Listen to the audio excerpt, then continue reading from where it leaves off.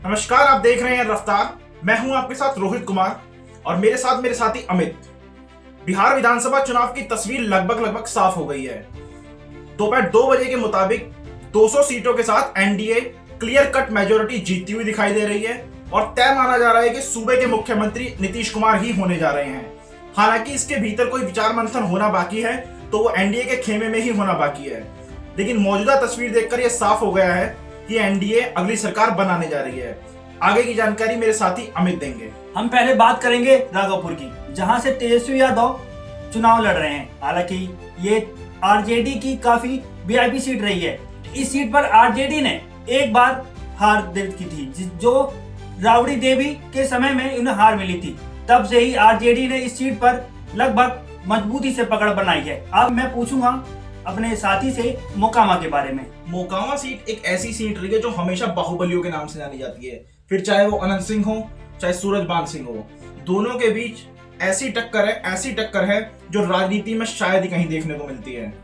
Anant Singh jail में रहे, सूरजबान Singh jail में रहे या विधानसभा में रहे, दोनों के बीच टक्कर कड़ी मानी जाती है। जैसे कि उन्होंने भोज का प्लान किया, तो क्या उन्हें पता था कि जेल से ही क्या नाम है कि हम जीत रहे हैं इस टाइप का? देखिए, अनंत सिंह ऐसा नाम है जिसका वर्चस्व इलाके में कितना है ये वो खुद तो जानते ही हैं, वहां की जनता भी बेहतर जानती है। जब वो अपना जनाधार देखते हैं तो वो ये मान के चलते हैं कि मेरी बाहुबली वाली जो इमेज है वो शायद मुझे वोट दिलाने में मदद करे, और शायद होता भी ऐसा ही है। जब अनंत सिंह निकलते हैं दौरे पर तो उनके पीछे भीड़ देखने लायक होती है। छोटे सरकार उनको यूं ही नहीं कहा जाता। सरकार अगर नीतीश कुमार चला रहे हैं तो एक पैरेलल सरकार अनंत सिंह भी चलाते हैं। अगर चर्चित सीटों की बात करें, जैसे कि महुआ भी है, महुआ में तेज प्रताप यादव ने लगभग अपनी पार्टी बनाई और वो लग भी चल भी रहे थे कि हम जीतेंगे। तो तेज प्रताप यादव के बारे में कुछ? तेज प्रताप की अगर बात करें तो तेज प्रताप ने अपनी नई पार्टी बनाई है, जेजेडी, जनशक्ति जनता दल। तो ऐसा माना जा रहा था कि उनका जनाधार अभी उतना नहीं फैलेगा। हालांकि आगे वाले समय में फैल जाए उस बात को मनाही नहीं की जा सकती, लेकिन मौजूदा समय में उनका जनाधार ऐसा है कि वो एक पार्टी को लेकर अपने सारी सीटों पर कैंडिडेट उतारकर सरकार बनाने का दावा या किंग मेकर की भूमिका में नहीं आ सकते। अपनी उनकी महुआ सीट की बात करें तो वहां पर जो उनके मुद्दों को समझने की कमी थी उसने उनको वहां पर पीछे धकेल दिया। यही कारण है कि वो इस टाइम तीसरे और चौथे नंबर पर आगे पीछे होते हुए नजर आ रहे हैं। अगर हम ऐसी बात करें, जैसे महागठबंधन वीआईपी पार्टी, वो शुरू से ही दरकार मतलब कि मांग कर रही थी कि डिप्टी सीएम की, और डिप्टी सीएम उनको जो कि मिला भी, और फिर डिप्टी सीएम मिलने के बाद भी वो लगभग 0 पे ही सिमटी है। तो इसमें कहाँ कमी आ रही है कि मुकेश सहनी पे कहाँ वोट उनके कम हो रहे हैं? आपने बात करी वीआईपी के मुकेश सहनी हाँ। की, तो आप ये देख पा रहे हैं वीआईपी 0। हाँ। ये केवल और केवल सिर्फ इसलिए है क्योंकि जिस समुदाय का प्रतिनिधित्व मुकेश सहनी करते हैं, वीआईपी पार्टी करती है, मल्ला समुदाय का, वो वहां के वोट अपने ट्रांसफर नहीं करवा पा रहे हैं। आप कांग्रेस के साथ लड़े, आरजेडी के साथ लड़े, और आप ये मान के चलें कि आपका वोट अगर ट्रांसफर आपको नहीं हो रहा है तो कांग्रेस और आरजेडी शायद ही उसमें कुछ कर पाए। तो यही कारण है कि वीआईपी, भले ही वो डिप्टी सीएम की मांग करते रहे हों मुकेश सहनी, लेकिन अगर आप वोट ट्रांसफर नहीं करवा पा रहे हैं अपने समुदाय से, अपने लोगों से, अपने वोटरों से, समुदाय कहना तो शायद गलत हो, लेकिन वोटरों से अगर आप नहीं करवा पा रहे हैं वोट ट्रांसफर और आपका स्ट्राइक रेट 0 है, तो किसी भी तरह का पद का कोई भी मांग करना बेमानी है।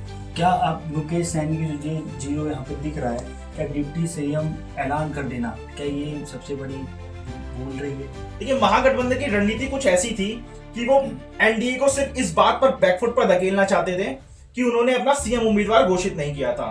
बेशक चाहे वो नीतीश कुमार हो या बीजेपी अपना कोई सीएम चेहरा लाए सामने, उन्होंने घोषित नहीं किया था चुनाव से पहले। बाद में किसको करते हैं किसको नहीं करते हैं वो भविष्य के गर्भ में है। लेकिन महागठबंधन ने अपना चेहरा घोषित किया था आरजेडी के तेजस्वी यादव को मुख्यमंत्री पद का चेहरा।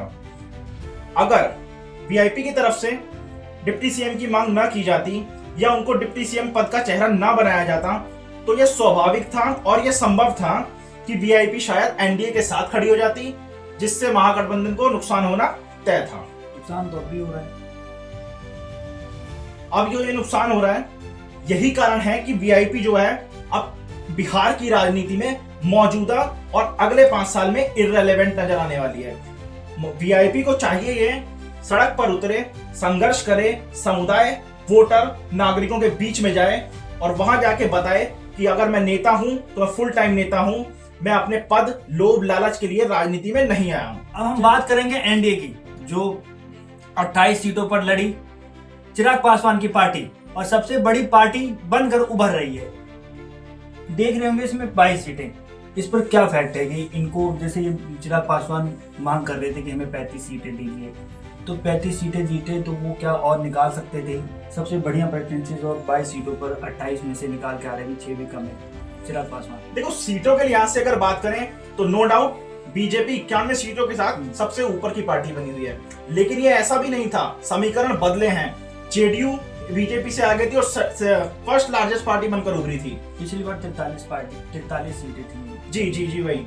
तो अगर स्ट्राइक रेट के हिसाब से देखा जाए तो बीजेपी ने तो गेन किया है हल्का, लेकिन जेडीयू और एलजेपी रिमार्केबल अचीवमेंट है इनकी।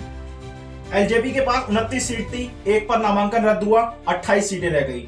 28 में से 22 चिराग पासवान अपने नेतृत्व में लेकर आते हुए दिखाई दे रहे हैं। क्या इस परिणाम के पीछे ये भी है कि इन्होंने ना कोई सीएम चेहरा फेस किया, ना कोई डिप्टी सीएम जैसे कि महागठबंधन में उन लोगों ने कर दिया था, ना इन्होंने कुछ भी नहीं किया, सिर्फ चुनाव फोकस? तो ये क्या रिजल्ट का परिणाम, क्या इस बात का भी वो है? देखिए, हम एक मन के अपने कोने कई बार पूछा भी जाता था कि बड़े नेताओं से, जैसे अमित शाह से सबसे पूछा जाता था, और अमित शाह का एक बयान भी था कि जो जीत कर विधायक आएंगे वो ही तय करेंगे। क्या इन सब के पीछे है कोई फैक्ट कि जो ये रिजल्ट आएगा? देखिए, ये तो स्वाभाविक है कि वो किसी चेहरे को सामने रखकर राजनीति, बिहार की राजनीति नहीं करना चाहते थे। पिछले 20 साल से अगर नीतीश कुमार मुख्यमंत्री हैं सूबे के, तो वो अपनी जीत के साथ हैं। कभी कभार परिस्थितिवश भी हैं कि उनको बनाना ही पड़ता था, चाहे वो आरजेडी के साथ गठबंधन में रहे हों या बीजेपी के साथ रहे हों। तो महागठबंधन की रणनीति तेजस्वी यादव के इर्द गिर्द घूमती है। एनडीए की राजनीति, पूरी राजनीति गठबंधन सहित एक चेहरे के पर घूमती है। बिहार में नीतीश कुमार और राष्ट्रीय स्तर पर नरेंद्र मोदी। ये चुनाव बिहार के मुद्दों तक तो सीमित था, लेकिन एक राष्ट्रीय फलक पर फैला जहां उनको नरेंद्र मोदी की छवि ने काम किया। वो केवल उसी आधार पर जनाधार बटोरा, इसमें जोड़ने का काम किया नीतीश कुमार की छवि और सुशासन ने।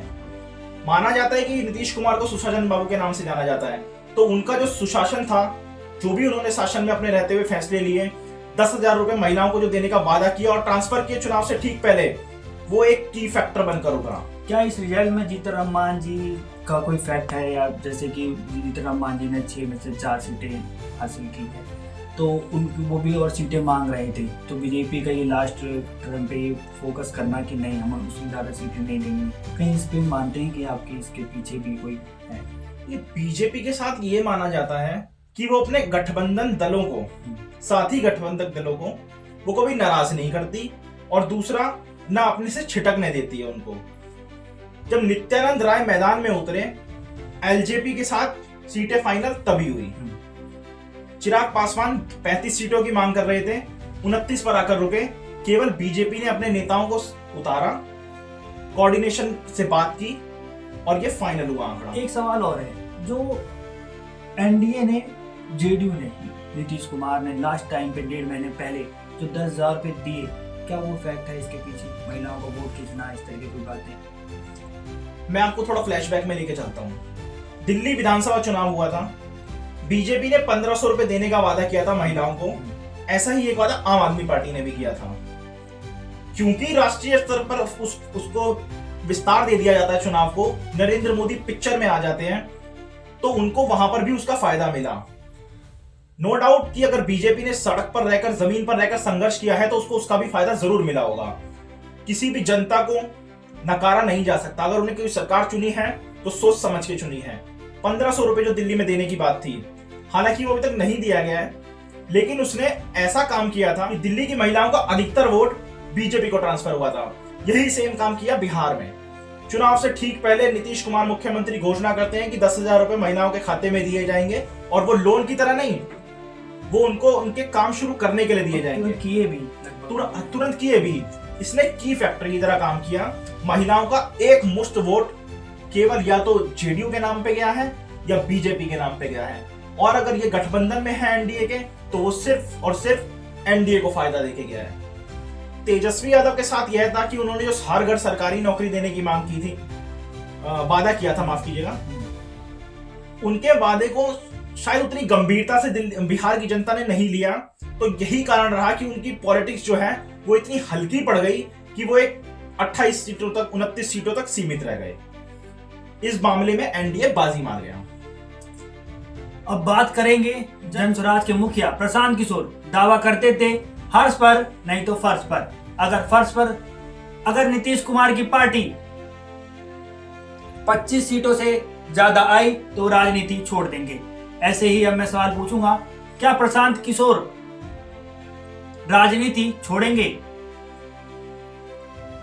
प्रशांत किशोर की जब एंट्री हुई थी वो एक ऐसे जलजले के साथ आए थे कि वो चाहते थे कि मैं एक विकल्प बनकर उभरूं। क्या कुछ दिख रहा था कि सोशल मीडिया जमीन पे भी कोई फैक्ट था या फिर वो सोशल मीडिया का प्रभाव था सिर्फ कि जन स्वराज? देखिए, सोशल मीडिया को भी नकारा नहीं जा सकता।